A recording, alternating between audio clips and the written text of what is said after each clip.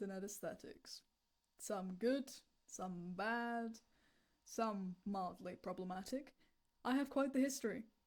Especially with a certain aesthetic that dominated my brain for an entire year, caused me to make several OCs, and is partially responsible for my love of surrealism. Weirdcore.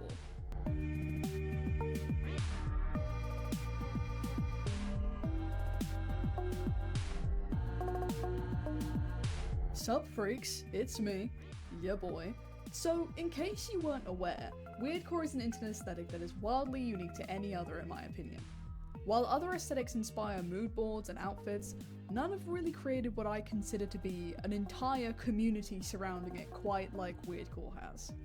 And with that, of course, comes millions upon millions of original characters, as all good things do. However, after a year or so of either being part of the community or watching it from afar, I have noticed a pretty significant lack of creativity in the OC department, which is quite strange considering the aesthetic we're talking about here. Now, don't get me wrong, this is not at all a criticism of anyone in the weirdcore community. In my opinion, any OC is a good OC, and it's always great to create something you're proud of and personally enjoy. However, when I first started making what can be considered weirdcore characters, I found myself discontent with what I was making because I felt they weren't really all that original and I wanted to create a character that was special to me. So, I've decided to make a video addressing why your weirdcore character might be a bit unoriginal and give a few tips on how to improve on that, for anyone who may be in the same position I was back then. I will give a disclaimer, I am in no way a professional, and if you have a character that falls into any of the traits I talk about today but still like them, good on you. At the end of the day, creating OCs is a fun hobby for most people, and if you're content with the characters you make, then that's totally cool. Have fun and stay creative. With that being said, I did still want to give my thoughts on a common route I've seen a lot of people's weirdcore OCs go down, and give some advice on how to make them a bit less repetitive. So, to begin, let's talk about some of the most common themes I've seen in weirdcore characters. A very common trope that I found a lot of people's weirdcore OCs fall into is the object head. Now, there's nothing wrong with this trope at all. I actually think having a character's head be an object of some kind can be super cool and opens up a lot of possibilities when it comes to character design. However, one thing I have noticed is that a lot of people just take a picture of someone wearing a trendy outfit, cut off their head, slap on an object, and they'll also add an eye or a pair of wings somewhere if you're lucky. And that's quite literally all there is to the design. I will reiterate, there's nothing specifically wrong with this. I think that a lot of the designs people come up with are actually really cool. In fact, I even had trouble looking up references for this drawing because all the designs were so neat that I had trouble finding an example of what I was trying to recreate.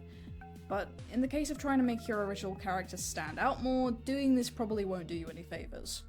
So the main things I've found make up your average weirdcore design is of course an object head, but often specifically a TV, an eye, or a flower with an eye. Sometimes you'll get lucky and get a cloud or a mushroom. They will often be wearing bright coloured, trendy clothes and very often have angel wings. They'll often all be in the same pose, often have the same colour palette, and they'll all be accompanied by the same red text saying, "Are you lost?" or something along those lines. I've also often seen the use of childhood imagery, with the characters either holding a stuffed animal or being placed in an abandoned play park or some other place for children.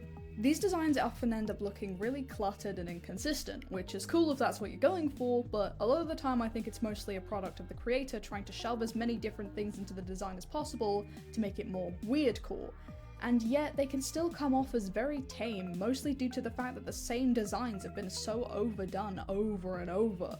The main issue with these designs, I think, is that the only real character trait or theme any of them have is that they're weirdcore, and that's it. Instead of using the weirdcore aesthetic as a tool to create something new, they tend to prioritise the fact that the character is weirdcore over everything else, which often leads the character to have no theme, personality, or any real consistency. However, there are ways to help with this by taking a few different things into consideration when making your weirdcore character, specifically taking into account different themes, trends, and techniques associated with weirdcore and adding our own spin on it. First of all, let's tackle the most common trope in the weirdcore community and see how we can make it more original.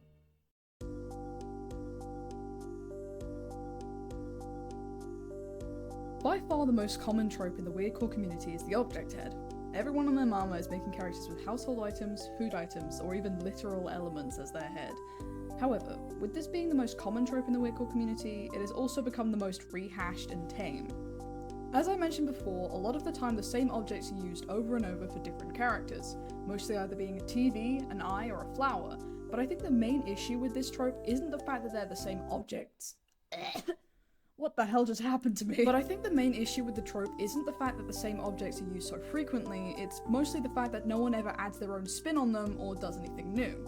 I could put 3 object head characters together, all with different objects granted, but I can guarantee they'll all have the same personality, outfit, and theme. I mean, I'm not going to, because knowing the internet, they'll probably find the poor kid that made the OCs and dox them, but you get the point.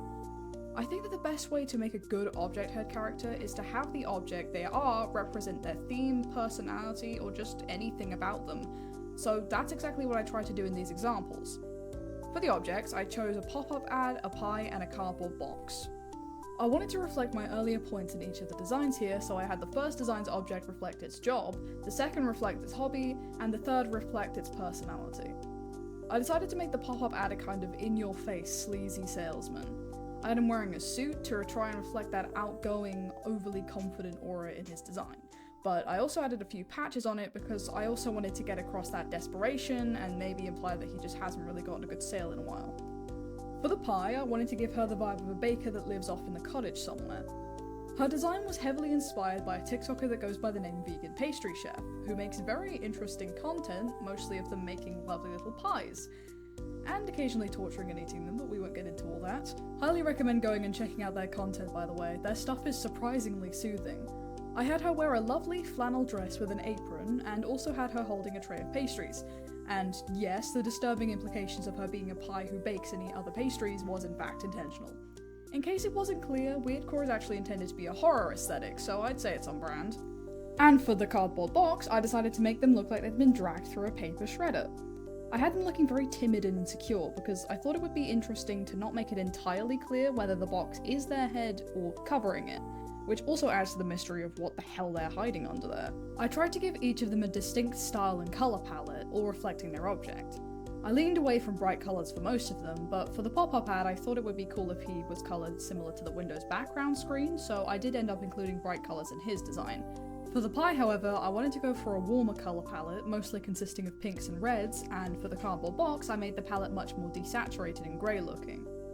Of course, these are only some examples of the kind of thing you can do to make your object head character a little more unique, and you don't need to follow my instructions word for word.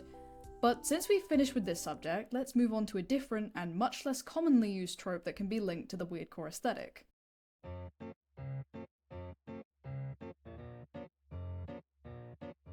So abstractism isn't a very commonly used thing in the weirdcore community, but one thing I consider to be really useful when creating weirdcore characters.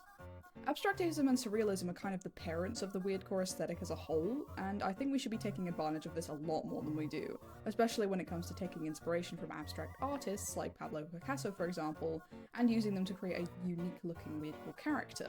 But of course, there are more ways to create abstract art than just colours and shapes, so I tried using 3 different techniques as examples in each of the designs. Of course, there are more forms of abstract art for people to use as inspiration than just the 3 I used, but of course, considering I only have 3 designs to work with, I just ended up using 3. The first design was mostly inspired by Pablo Picasso, where I mostly just used shapes and colours to create a weird looking creature. I also took some inspiration from Ina when creating some of the 3D shapes, like the torso and the weird blocky shorts. Funnily enough, I think Ina's design is also inspired by Picasso, so there's that. I've also realised that the design kinda looks a lot like Zooble from the Amazing Digital Circus, and you know, I'm not complaining. For the second design, I didn't really take any inspiration from a specific famous artist, at least none that I can name, but I thought it would be a cool idea to just use a sort of chromatic effect. I wanted to make it difficult to tell whether the character actually has 3 arms and heads, or if your vision's just gone really weird. I've seen this effect used a couple times when people have drawn Michael from TMA, because it always has to come back to that, and I thought it would work really well when paired with the weirdcore aesthetic. For the last design, I decided to make a weird looking outline and then fill it in with a collage. This was probably my favourite out of the designs, as I don't normally make more detailed looking designs, opting for more simple ones, but I absolutely loved how it turned out. It was heavily inspired by the witches from Madoka Magica. I don't know if you've seen any of those designs, but the collagey, patchy style is just so cool looking. I basically just found a bunch of random PNGs on Pinterest and piled them on top of each other to make this effect, and I'm surprised at how well it worked. It definitely ended up being the most unique out of the designs. I gave the first design a very bright colour palette, similar to the pop-up ad from before, but instead of using the colours from the window background, I wanted to go for a more primary and secondary colour palette. The second design had a pretty bright colour palette as well, but was mostly made up of cool colours like blue, purple and turquoise. Of course I added a blue and red tone to some of the limbs and heads because I did want to go for a sort of chromatic effect. Being the only design with clothes, I wasn't entirely sure where I wanted to go with their style, but eventually settled on this sort of Mad Hatter inspired outfit with a waistcoat, gloves and a cool little flowy bow tie. I wanted the last design's colour palette to be more mute, as I wanted the base colour to look like fabric or parchment paper to fit the whole collage thing I was going for.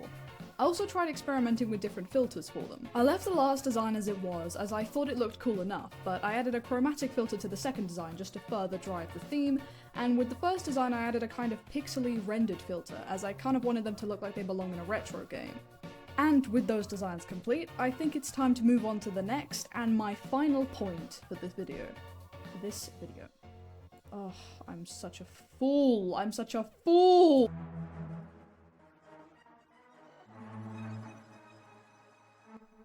Now, while my opinion on most of these points here are fairly neutral, this is probably the one I am most passionate about. One of my biggest gripes with most weirdcore OCs is that they're all too normal. They'll always be human-esque with almost nothing weird about them except a couple eyes here and there and a TV for a head. That's too tame! I say we need more creatures. We need more weird little cretins, more f***ed up little guys.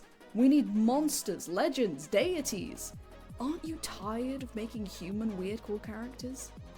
Don't you just want to go ape shit? When making weirdcore characters, your creativity is your best friend.